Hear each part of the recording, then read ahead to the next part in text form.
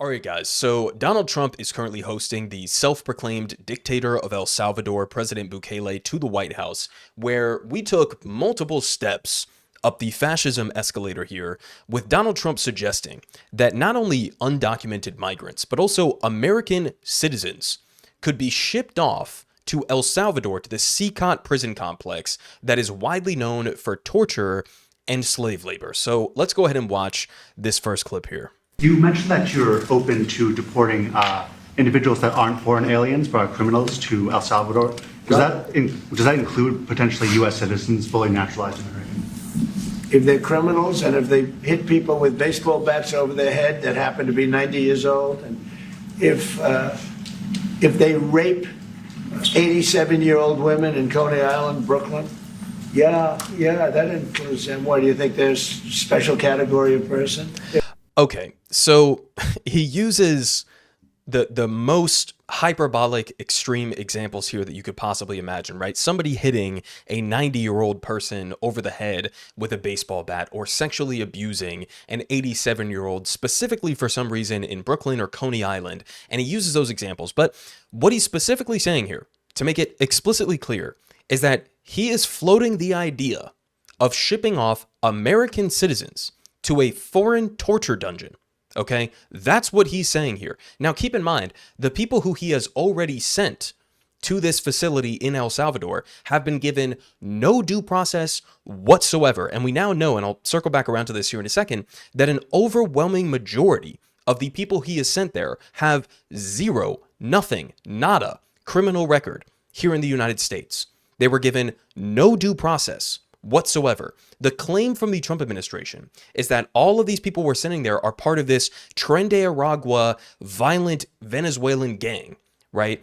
We've covered the stories before. Some of the people who they sent there, the justification for them being in this gang is that they had a specific tattoo, or in the case that we'll get to here in a second of Abrego Garcia, that they were wearing like Chicago Bulls attire, right? One of the guys who was sent there had an autism awareness tattoo in regards to one of his family members that he had. And they use that as a justification that he's part of this violent gang and therefore deserves to be imprisoned in life, or for life, in a torture dungeon. Okay? So it's not as if Donald Trump and his administration have been exactly accurate in terms of determining who's a criminal and then determining that they have some sort of a justification for being imprisoned in this El Salvador facility, right? Now we continue because we have another clip here where I guess they were sort of entering the room during this press conference, and Trump directly says to President Bukele,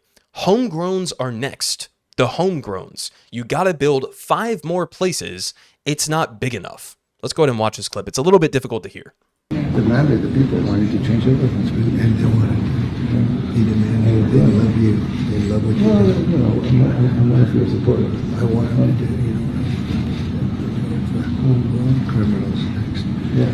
I said homegrowns are next. The homegrowns built. You got to build about 5 more places. Yeah, that's fair. All right.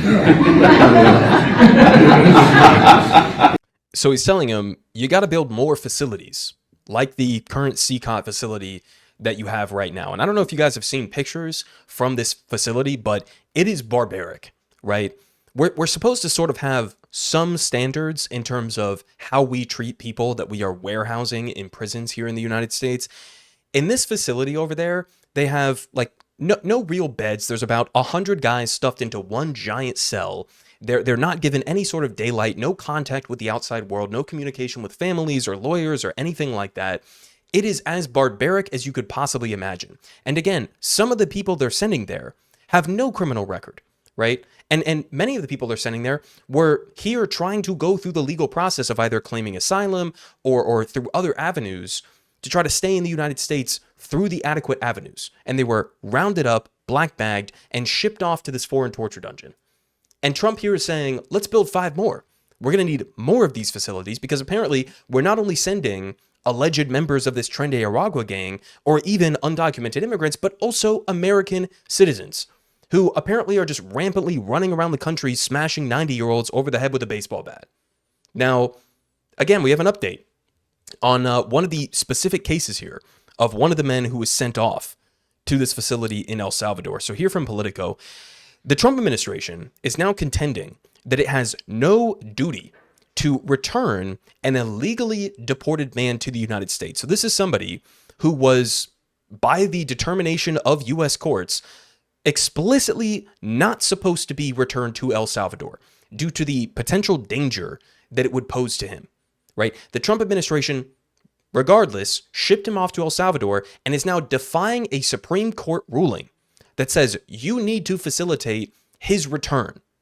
So here from Politico, they say, the Trump administration insisted on Sunday that it has no legal obligation to arrange for the return of a Maryland man who was illegally deported from the United States, arguing that a Supreme Court ruling last week only requires officials to admit him to the country if he makes it back from a high-security prison in El Salvador. So they're basically passing this off to Bukele. They're saying, if Bukele doesn't give him back to us, then we have no obligation whatsoever to facilitate his return. They say the Justice Department lawyers told a federal judge that they don't interpret the Supreme Court's Thursday ruling that the administration, again, facilitate Kilmar Obrego Garcia's release as obliging the administration to do anything more than adjust his immigration status to admit him if El Salvador's government chooses to release him. Now, we're going to watch a clip from Bukele explaining here in a minute his justification for why he can't return Garcia to the United States. It's completely ridiculous at face value, but let's just be clear. If Donald Trump openly said, Bukele, you need to get this guy back to the United States, it would happen overnight. There's no question about this, right? This is the Trump administration, at least in my view, trying to dodge the potential ability for Abrego Garcia to maybe come back here to the United States or to be freed from this prison and then describe what happened to him, because it would be viewed as so barbaric by the American people. They're basically saying, we're just going to keep him there and pretend as if we have no ability whatsoever to get him back, right? We can't possibly tell Bukele, who is doing the bidding of the United States, who's accepting millions of dollars from the United States to warehouse these people, that we have no power to possibly get Garcia back, as if Bukele doesn't know where he has no ability to get him. It's just completely ridiculous bullshit.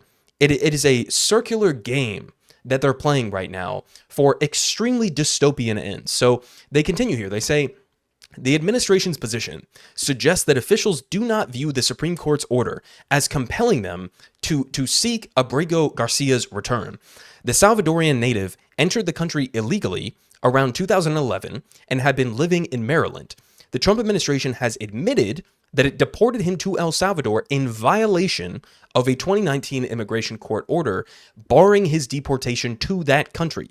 Though Abrego Garcia was denied asylum, a judge found that he could not be sent to his home country, again, because of legitimate fear of prosecution by a local gang. The administration continued Sunday to flout a Friday order from Zenas to deliver daily updates to the court describing its efforts to return Abrego Garcia to the United States. And Sunday's update from Evan Katz, the assistant director of removal operations for ICE, said the administration had no updates for the judge. A day earlier, in a similarly threadbare update, the administration turned to Michael Kozak, the State Department's senior bureau official of the Bureau of Western Hemisphere Affairs, who said that Abrego Garcia was still alive in this CECOT facility. So this is the best update that we can get on the whereabouts, the well-being of a man who was illegally, who was wrongfully, even according to the Trump administration, shipped off to this maximum security torture dungeon in El Salvador. That's the best that they're willing to give us, is, as far as we know, he's still alive. We're not going to do anything to get him back. We're not going to ask the Bukele government to give him back. We're not going to do any of that. And we're not even going to give the adequate updates that the court is demanding. This is the best that we get from the Trump administration. Again, clearly, there's some sort of a cover-up happening here. Now, in terms of Bukele himself, in this same White House press conference, he was directly asked about this. Do you plan to return Garcia to the United States? And this is what he had to say. ¿Usted lo liberaría, Presidente Bukele? Can President Bukele weigh in on this? Do you plan to return him? Well, I'm supposed to have suggested that I smuggle terrorists into the United States, right? It's always how can I smuggle? How can I return him to the United States? Like, I smuggle him into the United States, or what do I do? Of course, I'm not going to do it. It's like I mean, the question is preposterous. How can I smuggle a terrorist into the United States? I don't have the power to return him to the United States. Okay, so pretending as if he doesn't have the ability to return Abrego Garcia to the United States, right? How am I supposed to do this? I have no ability to do this. No, it's actually pretty simple, right? The guy sitting next to you, Donald Trump, could say, hey, bring this guy back, right? In fact, you could have brought him back on the flight that you were coming here to the United States on. You could have brought him back then on the same flight as you. There's no issue here in regards to process, in regards to the feasibility of getting him back to the United States. No issue whatsoever other than the two guys who you see on your screen right now refusing to do so. That's what's actually going on here. And again, here we have Bukele saying, how can I smuggle a terrorist into the United States? Guys, there is no evidence whatsoever, none, that this guy, Abrego Garcia, is a fucking terrorist. There's no evidence. Again, the one allegation against him back from 2019 was in part a confidential informant who are notoriously not credible, who again made an allegation that he was part of MS-13 in this chapter in New York, a state that he had never lived in, and then he was wearing some Chicago Bulls attire. Like, those are the allegations against him, that he's some high-ranking MS-13 gang member. And they're using that bare thin, if you could even call it that, evidence against him to say he's a terrorist. He's a fucking terrorist. Are you kidding me? This is a guy who lived in the United States for years and years and years, has no criminal record whatsoever, has a family in Maryland, has children, right? You would think if he was a violent gang member, that it would be kind of difficult to not get any sort of criminal rap sheet, right? It's a little bit difficult to do that. Another question, he was arrested back in 2019 outside of a Home Depot where he was clearly looking for day labor, right? Are these the typical actions of somebody who is a violent gang member, right? Does this make sense that a high-ranking gang member is outside of a Home Depot looking for day work? I mean, really, like, this is the kind of bullshit that they expect us to believe. Now, again, the evidence, as far as we know so far, is that not only a vast majority, but upwards, here according to the LA Times, of 90% of the migrants who were sent to this maximum security torture dungeon in El Salvador had no criminal record whatsoever. No criminal record whatsoever. 90% of them. This is the administration that we're supposedly to trust, right? To not only continue these mass deportations or foreign imprisonments of undocumented migrants, but also apparently American citizens. Because the president is saying, you need to expand your facilities because I'm about to ship Americans to your torture dungeons. Where in the one instance that we have so far of who he's sending there, 90% of them have no criminal record. Now, we also have, and by the way, I should make this clear as well, even if some of these people did have a criminal record, and part of the 10% that did have a criminal record, it's like low-level offenses. It's not even, it's not like violent murder or anything like that. Some of them are like traffic violations. Some of them are other low-level non-violent offenses. But even if they did have some sort of a credible accusation of criminality here in the U.S., they should still be given due process. That's how this fucking country is supposed to work. You have to go through the judicial system. They get a trial. Right? They get to try to, prove themselves innocent, or the prosecution has to prove them guilty. And then you have a jury who decides whether or not they should be locked in jail, right? That's how the system is hypothetically supposed to work. These people were given no due process whatsoever. Even if they did commit some heinous, violent criminal act, they should still be given that due process. Now, we continue. Hear from CECOT, who makes a good point here that this is an example of them testing the system to see how far they can possibly get away with this. They say the Supreme Court has to hold Trump in contempt now. If there is no consequence to this, then he will simply keep ignoring the courts. And that's exactly correct. We also have here from Patrick saying that the government's arguments against returning Abrego Garcia should make your blood run cold. The government claims that if it can ship a person to a foreign jurisdiction, then they're just gone. There is no limiting principle. It can make these arguments for intentional renditions of U.S. citizens. He also says, Justice Sotomayor noted this in her statement, but it's worse than what she warns. The theory of Article 2 power here isn't limited to extraterritorial acts. The government could easily argue a court enjoining it from sending a U.S. citizen to a foreign prison would interfere with diplomacy. So that's the basic argument that the Trump administration is making here, is that we took them from the U.S. and we sent them to a foreign country's torture dungeon. They're, from this point onwards, completely out of our hands. We have nothing to do with them. Don't even ask us questions about them. And if you do have questions to ask them about them, well, sorry, you can't, because this is now a matter of foreign policy and diplomacy, and the courts have no jurisdiction over executive branch foreign policy decisions.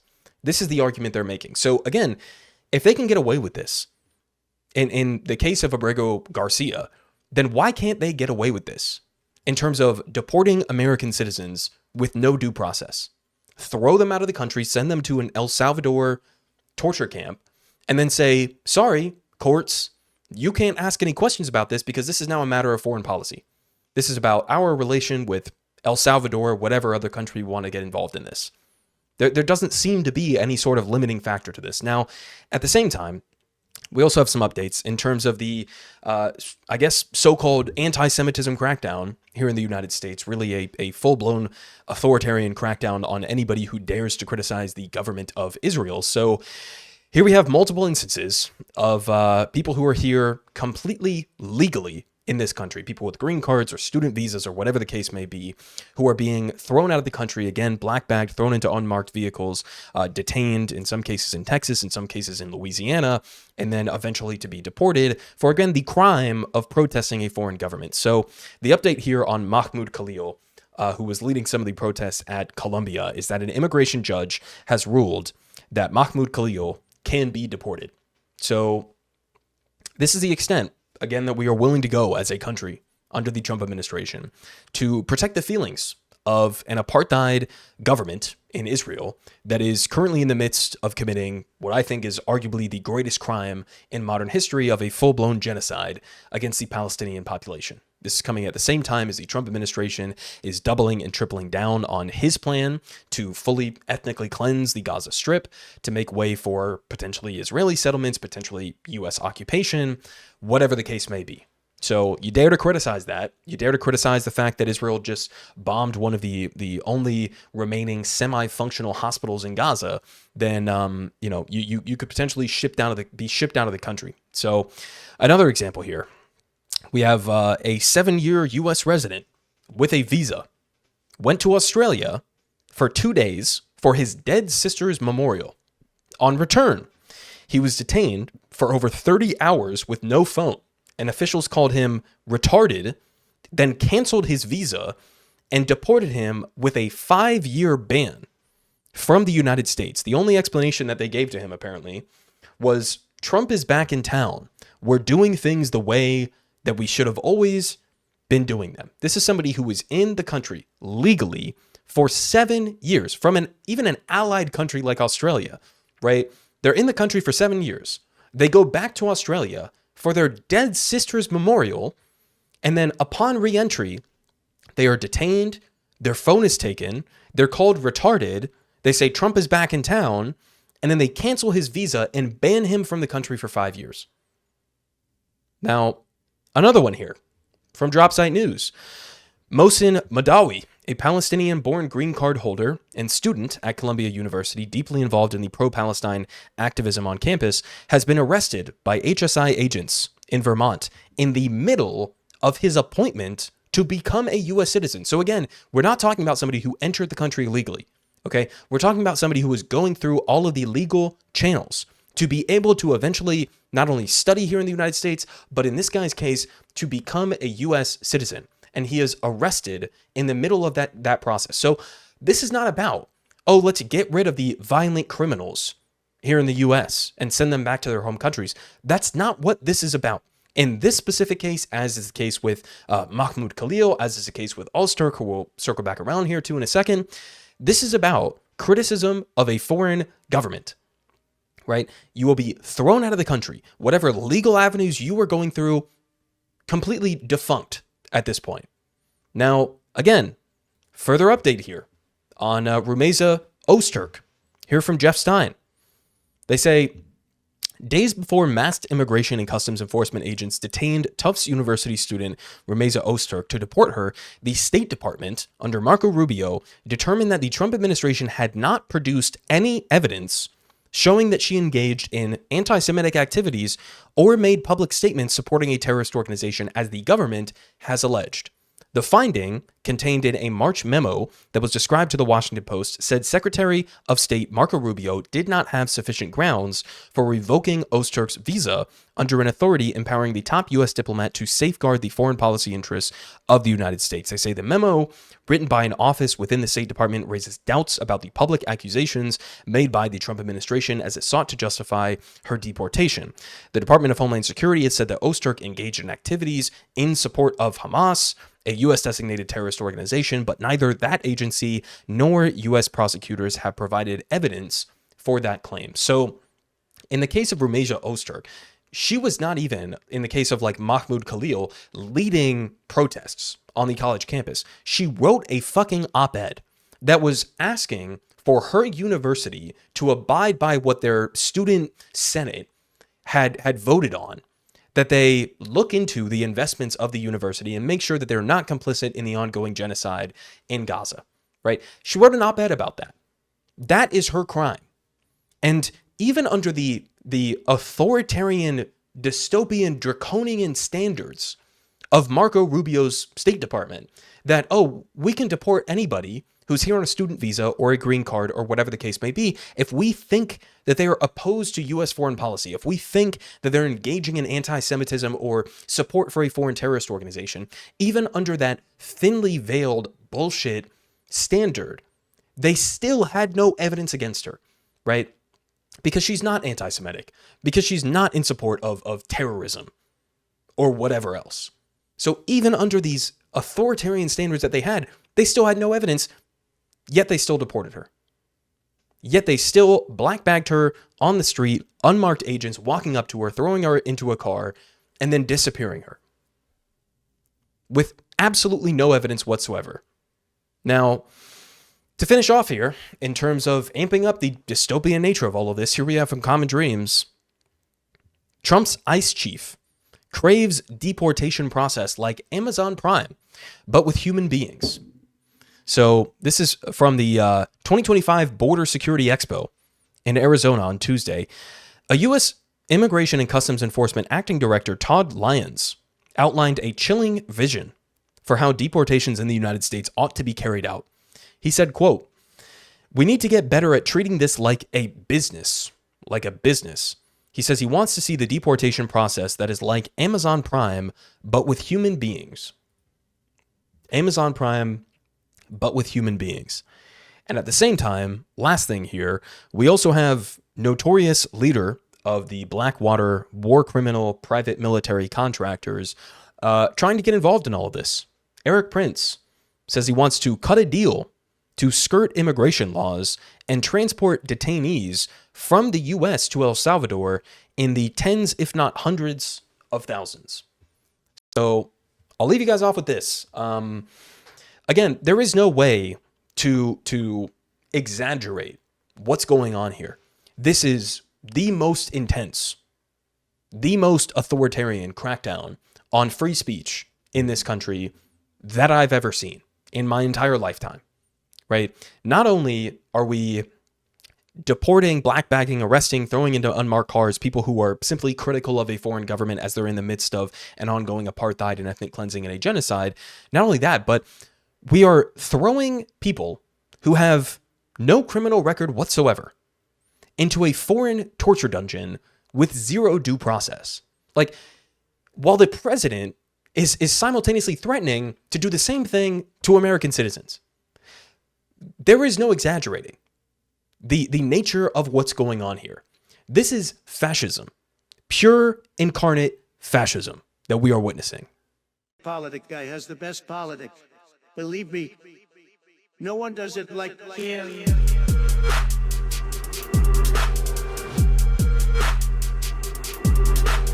Believe me, Everyone is saying